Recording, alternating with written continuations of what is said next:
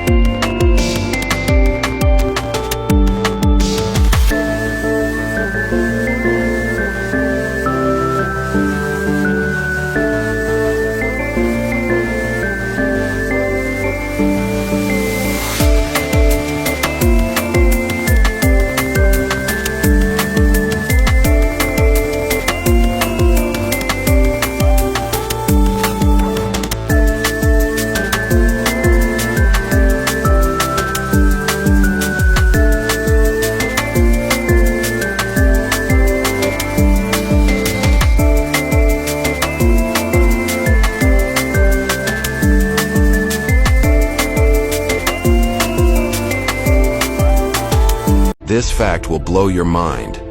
The further out into space we go, the further we go back in time. So if aliens were looking at Earth right now, they would literally be seeing historic events unfold on our planet in real time. For example, if aliens were 100 light years away, they'd witness World War I, and at 66 million light years, they'd observe an asteroid crashing into Earth, wiping out the dinosaurs. Even more astonishing, aliens 5 billion light years away would see Earth forming from just a cloud of gas and dust. Woody, we follow. You can do that.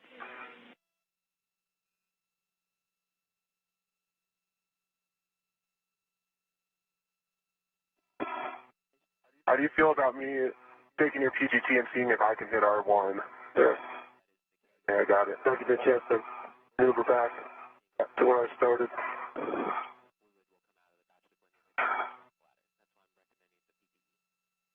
Okay, settings alpha.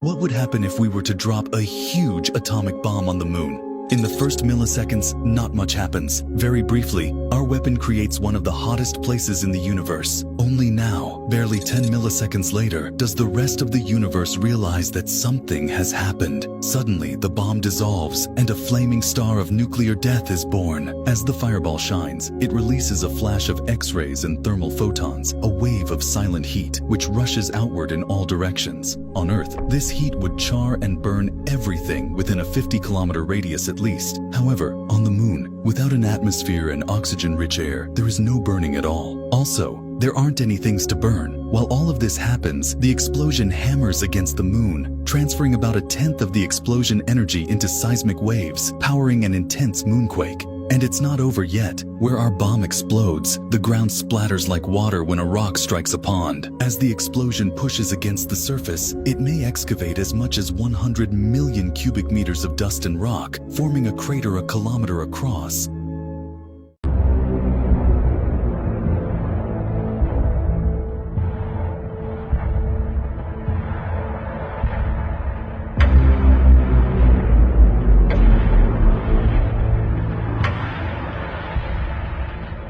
In about 5 years, there's going to be a big event in space. An asteroid named Apophis is going to come really close to Earth, closer than any other asteroid that scientists have known about in advance. They found Apophis back in 2004 and have been keeping an eye on it ever since.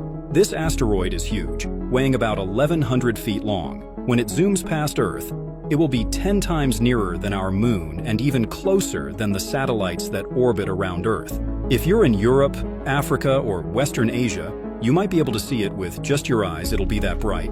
But here's where things get a little uncertain. When it gets close to Earth, our planet's gravity will pull on the asteroid, changing its path. This makes it hard for scientists to predict exactly where it will go in the future.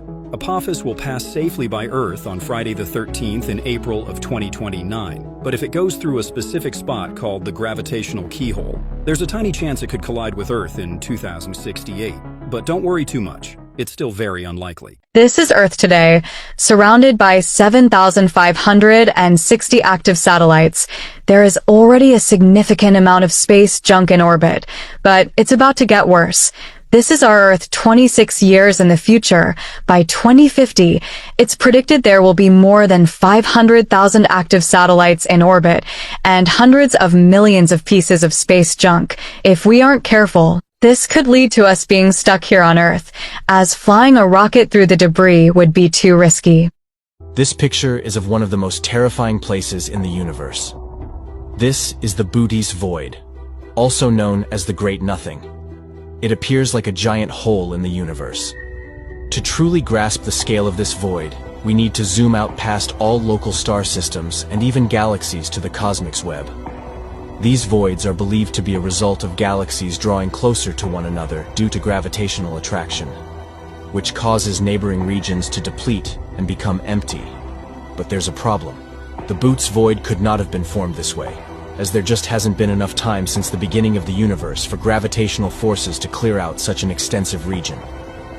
The Bootes Void stretches nearly 330 million light-years across, and where you would expect to see around 2,000 galaxies, there are only about 60. If you were to be dropped in the center, it is believed that no matter which direction you look, you would see complete darkness and be unaware that other galaxies even existed. Do not die until 2040 unless you want to miss these amazing space events. In the year 2027, the longest solar eclipse ever seen in the last 10,000 years will be visible. It will be seen for about 6 minutes and 22 seconds. After this, in the year 2029, an asteroid named Apophis will pass very close to the Earth. Its distance from the Earth will be only 35,000 kilometers, and the scariest part is that according to many scientists, there is a 2.4% chance that it will collide with our Earth. Then, in the year 2034, we will get to see the Leonard meteor shower, which will last for full 24 days, making our night sky absolutely mesmerizing. In the year 2040, after 432 years, Mercury, Venus, Mars, Jupiter, Saturn and Moon will come together in one line. All of them will be visible with naked eyes without any telescope, so try your best to stay alive. Uranus is the coldest planet in the solar system. Temperatures here can dip as low as -225 degrees Celsius,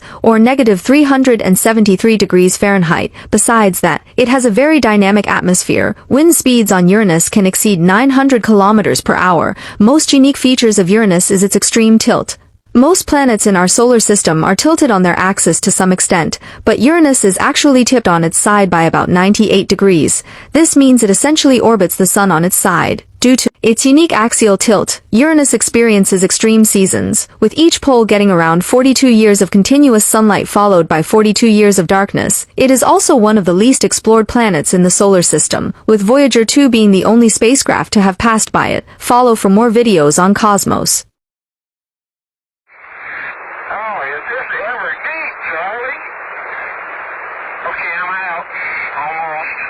Don't come out until you see what we just passed over. It was a big rock, I'll tell you. No, it was a big hole. Big hole, huh? Yeah. You ain't gonna believe this. Okay, close the hatch. The big hole was in fact a large crater, which the lunar module was heading directly into during landing, until Young took manual control and overflew it. Here is an overhead photo, captured by the Lunar Reconnaissance Orbiter, which shows the lunar module, right on the edge of the crater rim. Luckily for the crew, the crater did not present too much of a problem, and they were able to extract the lunar rover and proceed with a very successful mission. The crew of Apollo 15 also had a close call, with one leg of their lunar module Falcon coming to rest in a crater, but this was far smaller and shallower than the large crater on Apollo 16. Although, it did result in the Apollo 15 lunar module having a tilt of approximately 11 degrees.